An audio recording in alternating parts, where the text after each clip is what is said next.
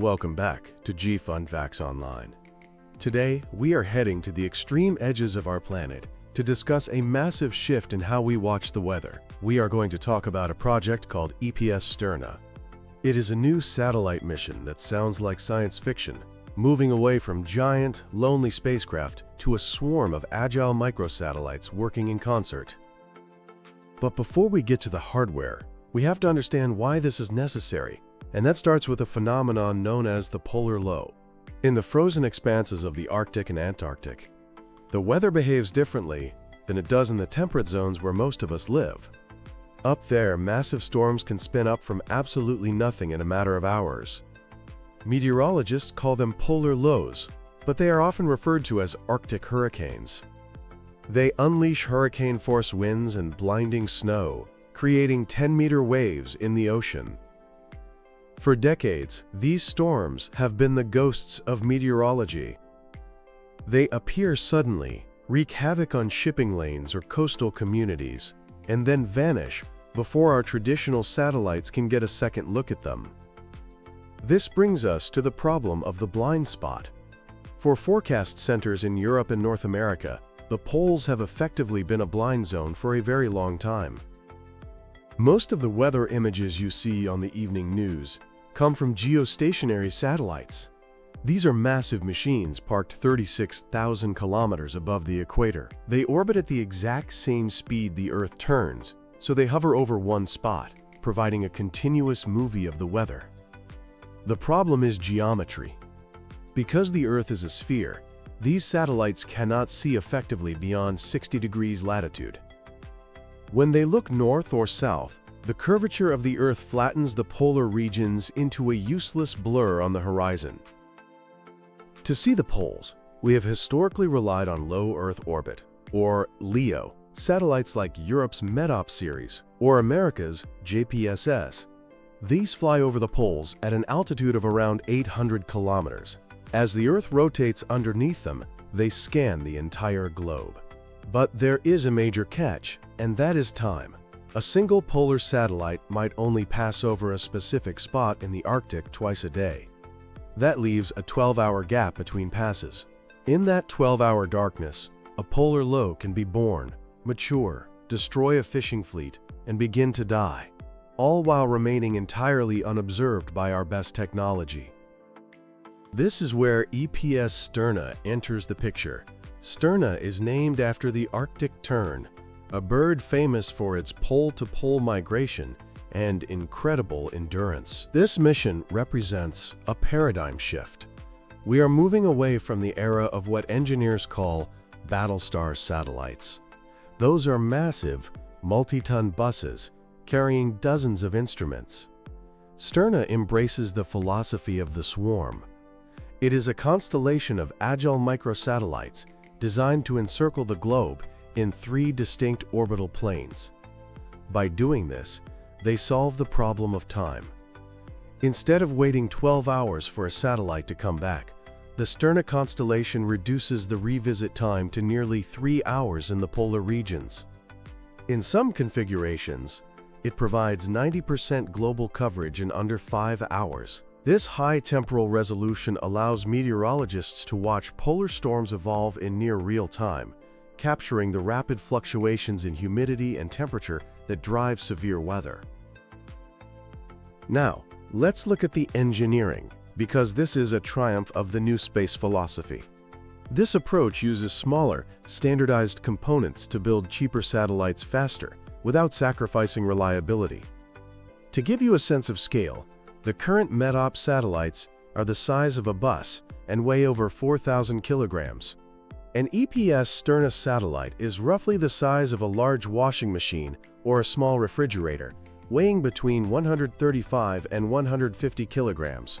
The platforms are manufactured by OHB Sweden, a leader in microsatellite propulsion, while the brain and heart of the satellite, the avionics and power systems, are provided by AAC Clyde Space. They use commercial off-the-shelf components adapted for high-reliability space missions, which drastically reduces the cost. But a satellite is only as good as the instrument it carries.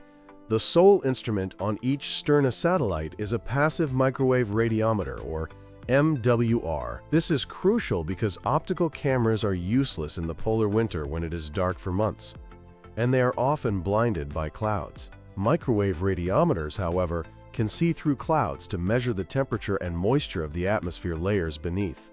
The MWR on Sterna is a cross-track scanning instrument, rotating at 45 RPM with a swath width of nearly 1,900 kilometers. It listens to the atmosphere across 19 spectral channels, and the specific frequencies chosen are fascinating. First, you have the 50 to 60 GHz V-band. These channels measure oxygen emissions.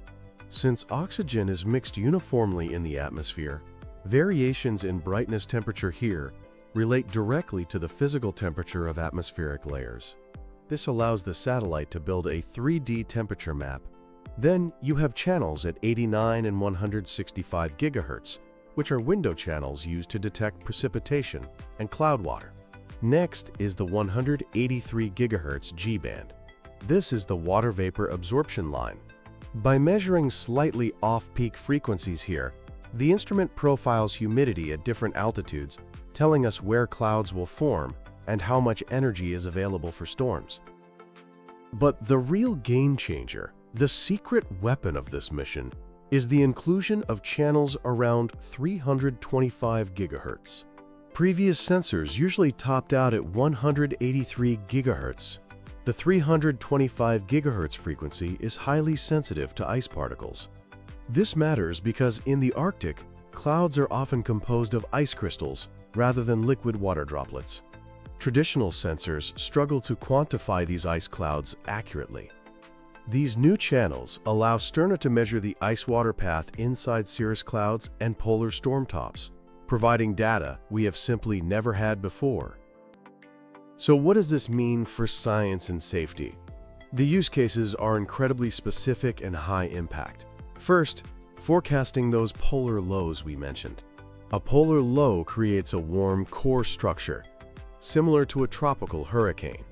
With its temperature-sounding channels, Sterna can penetrate the cloud tops to detect this warm core. Because it revisits every 3 hours, forecasters can see the spin-up phase, providing hours of extra warning time for mariners in the Barents and Norwegian seas. It is also effective for tracking metacanes, or Mediterranean hurricanes. These are storms in the Mediterranean that take on tropical characteristics, developing an eye and causing devastating flooding. Sterna's microwave sounder can diagnose the warm core structure even when the eye is obscured by clouds, tracking the rapid intensification that geostationary satellites might miss. Then, there are atmospheric rivers. These are narrow corridors of water vapor that travel from the tropics to the poles, responsible for up to 90% of the poleward moisture transport. When these rivers hit the Arctic, they bring snow, but they also bring heat.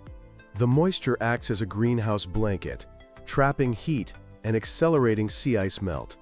Sterna's humidity channels will provide a continuous 3D visualization of these rivers, which is key to predicting sea ice decline. This mission is a complex international partnership. It is led by EUMETSAT, which operates the system and distributes data to national weather services. The European Space Agency, or ESA, manages the technical development, and we actually already have a piece of this system in orbit. The prototype, called the Arctic Weather Satellite, or AWS, launched in August 2024 on a SpaceX Falcon 9. It is the Pathfinder, proving that a microsatellite can deliver data quality comparable to the massive legacy satellites. The full Sterna constellation is scheduled to begin launching in 2029, with a replenishment strategy designed to keep the system operational until 2042. Finally, we have to talk about the economics. Why spend millions on this?